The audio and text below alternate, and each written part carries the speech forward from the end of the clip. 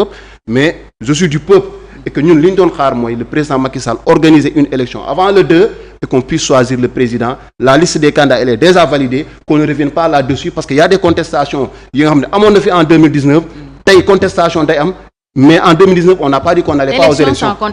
on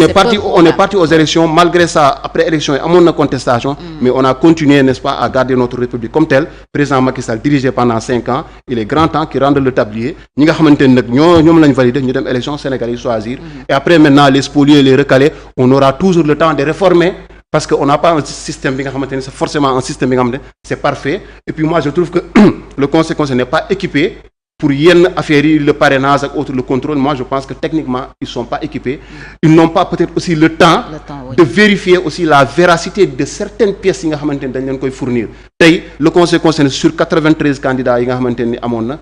candidat à la candidature si le conseil concerné devait vérifier candidat bu nekk n'est-ce pas la régularité la véracité des pièces yi nga mettre sur la table je pense qu'ils auraient mis plus d'1 mois à vérifier cela et puis loolu day fekk processus bi donc dina am ay numtu jafe-jafe sama xalaat. Mohamed Ben Diop yéen les spoliés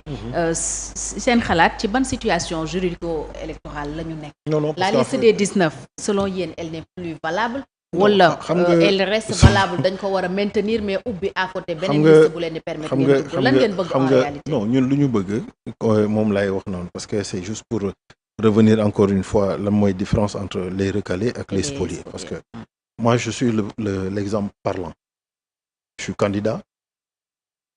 93 yi nga xam noonu ci la bokk 76 yi nga xam ne vérifié nañ seen candidat seen dossier ci la bokk ñi déposé seen parrainage ñu compté ko ci la bokk conseil constitutionnel ne je suis pas dans le fichier électoral nan nga ko mën a jàngatee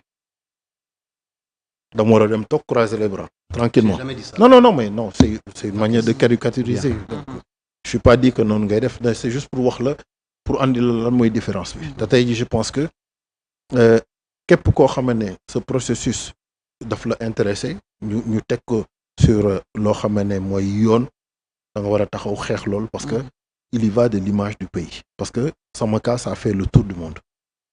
un candidat à la présidentielle boo xam ne nee nañu comme par hasard il n'est pas dans le fichier électoral. yow ak le professeur Mary Teuw Niane. après moom kaawam ci la ñëw après. c'est juste pour dire. donc loolu mooy le débat man su may wax dama koy teg ci fu yoon. je veux bien qu'on reprenne tout le processus parce que on l'a demandé ñun loolu lañu demandé. tey dit que les gens me disent ok qu'on tienne les élections avant le 2. Il y a pas de problème moi j'ai pas de problème par rapport à ça encore une fois je parle de processus et que lépp ci consensus lañ ko mën a amee mais li ma mënul nangu on parle de la présidence de la République ce que je peux pas concevoir que ça soit un acteur que ça soit un candidat wala que ça soit ku mu mënti doon nga xam ne yaa ngi ci processus bi nga ñëw ne nañuy torpiller suñu ay textes pour mën a def des élections dans les meilleurs délais sans pour autant tenir en compte les délais en rigueur yi fi nekk man ci loolu laa mënul comprendre tey jii le code électoral il est là quel que soit lu nit ñi mënti wax moom moo définir les durées yi nga xam ne moom la ñu war a respecter par rapport ak ce processus là mu ngi fi te dafa nekk un code consensuel boo xam ne il existe depuis 92 mais ne serait-ce que pour wax leen ne tey jëluñu ko mu nekk loo xam ne dañ ci ngoy ne carrément bu fi amul lii du fi am nangam on n'est pas dans cet état d'esprit là très loin même tey bu ñu ñëwoon toog ñu ne consensus bi lii la joxe ne ak lu mënti am 19 yi ñoom la ñuy bàyyi ñu dem et que nañu réduire délai yi nañu def lii nañu def laa mu def consensus je l'ai dit à l'entame de mes propos je me plierai à cela parce que le 20 ba mu passé la décision définitive ba mu génnee le président nous a reçu les spoliés ba ñu demee toog dañu dem on a plaidé le cas de Diomaye on a plaidé le cas des détenus des personnes qui ont été retenues dans le cadre des manifestations politiques et autres mais demuñu fa toog na ko carrément on reprend le processus c'était notre demande mais avant la décision finale du conseil constitutionnel donc ça veut dire que ne ñun respecté nañ li conseil constitutionnel wax mais qu'est-ce qui s'est passé après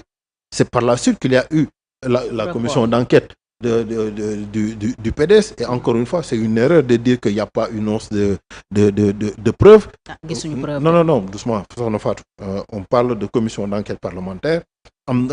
na loo xam ne boo ko tegul sur la table comme début de preuve kenn du ubbi commission d'enquête loolu non il faut pas que ñu dugg dans les discours populistes. mais ay députés mais y a des députés mais foofu dañuy taxaw parce que y a des députés qui sont à l'Assemblée nationale. ñu ne ñoom gisuñu preuve. xam nga tey jii député yi wax ne gisuñu preuve kooku dañuy dem laaj ko les députés de ñi nga xam ne ñoom ñoo déposé commission d'enquête parlementaire qui a été votée par 120 députés ñun ñoo leen fa teg assemblée donc ne serait-ce que nañu am respect par rapport à cela te ñëpp xam ne dans ce domaine là bépp député bu aventuré wu génnee benn naan da ngay jéem a wane preuve pour jéem a setal sa der wala am looy jéem a woon Sénégalais yi kon tey jii di nga tal leneen lu dul toog di wax naan dama doon am lu ma doon jéem a prouver ça c'est une chose. Deuxième chose, si le Conseil constitutionnel voulait que la vérité ñu mën a dem jusqu'au bout du ñu teg action boo xam ne daf ñuy mener tout droit vers l'ouverture d'une procédure judiciaire parce que loolu rek moom moo ko mën a bloquer. Donc quelque part je me dis c'est une action boo xam ne dafay contrecarrer l'éclatement de la vérité et les gens ne le disent pas à un moment donné nañu bàyyi politicienne wax nit ñi li nga xam ne moom mooy la réalité des choses. Je veux bien que li ñuy wax ni yëpp j'ai pas de souci par rapport à cela mais nañ ko jël teg ko ci yoon tey jii ñu ne nañu élection bi dañ ko def 2 jours nañ ko def 4 jours nañ ko def avant le 2 il y a aucun problème tey invite bi nga xam ne moom la ñu chef de l'État def nañu le dialogue va durer 2 jours mais lundi mardi nous savons que tey processus ak lu ñu ci mënti wax à 90% on a fait le processus lan moo ci desoon tey contestation yi am non mais xaaral il y a 2 choses 2 contentieux moo am auprès du Conseil constitutionnel bu njëkk bi c'est au niveau des parrainages beneen bi c'est au niveau de la situation de nationalité des candidats président ci biir waxam wax na ne ñoom état ils ont la possibilité en un temps record ñu mën a vérifier loolu muy benn ñaareel ba conseil constitutionnel wax na lan mooy ay limitam par rapport ak l'histoire des parrainages mais tey jii je suis désolé c'est pas parce que ils ont des manquements que dañu war a wax ne ok le conseil a des manquements mais terewul on va sanctionner des Sénégalais yoo xam ne c'était le cas en 2019. mais pourquoi l'État ne peut pas apporter son concours à ces gens-là? xam nga loolu après dañuy duggaat ci beneen non dañuy duggaat après moins de vérifier. mais pourquoi li ngay wax nii. waaw tey ce matin j'en ai discuté ci beneen plateau dama ne leen li tax état mënu ci woon apporter son concours c'est parce que il y va de la responsabilité des politiques parce que ce sont les politiques qui ont demandé à ce que le processus soit géré par le Conseil constitutionnel. Et tey on se rend compte que le Conseil constitutionnel n'est pas outillé pour pouvoir le faire su fekkoon la dañ koy bàyyiwaat la direction générale des élections pour que mu organiser ko bu boobaa c'est l'État c'est la responsabilité de l'État qui sera engagée et que bu boobaa dinañ mën a taxaw contentieux yi nga xam ne dañ koy yóbbu Conseil constitutionnel mën a taxaw légiférer là-dessus mais tey dañ leen di wax ñu nekk en amont et en aval de tout le processus loolu moo tax mënuñu dédiru. D'accord léegi yéen les spoliés lu ngeen xalaat ci liste 19. non amuñu lu ñuy xalaat ci liste 19 xam nga tey jii liste 19 yi encore une fois on n'a aucun problème avec la liste 19 kooku dama bëgg mu leer. vous la reconnaissez. mais moo fi nekk c'est un constat. Okay. La preuve ñu ngi discuter ak ñoom sama siège bi ñu ko attaqué liste 19 bi presque moitié bi woo nañ ma ak yu mel noonu on n'a pas de problème. da ngeen jàpp ne aussi mën na nekk ñu maintenir boobu liste ubbi benn. non mais loolu xam nga tax duñ ci wax. déggoo nee naa la am nañ ci séminaire boo xam ne ñu ngi ci war a waxtaan. séminaire bi du lan du dara lu dul. yan proposition la ñuy yóbbu pour dem fi ñu demee teg ko ci dialogue parce que li ñu gënal mooy dans les meilleurs délais bëgguñu mu que ce vide juridique bi nga xam ne am na parce que c'est un cas inédit bi nga xam ne moo dal Sénégal mu nekk loo xam ne tey jii dafay nekk prox ndoll pour autre chose du ñu toog nag naan ay dañuy def ay supposition moo tax sànq ci biir wax nee naa la bu ñu toogoon tey nekk consensus 5 personnes ñoom ñoo war a dem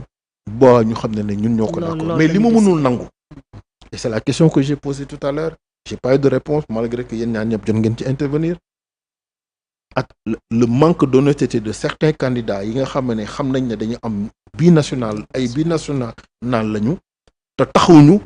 reconnaître ko xaar ba nit ñi dem par x y manière génnee ko teg ko sur la table. mais ñooñu peut-être justice moo war a jël responsabilité. mais warul am benn impact ci processus non xam nga sànq wax naa la ko nee naa la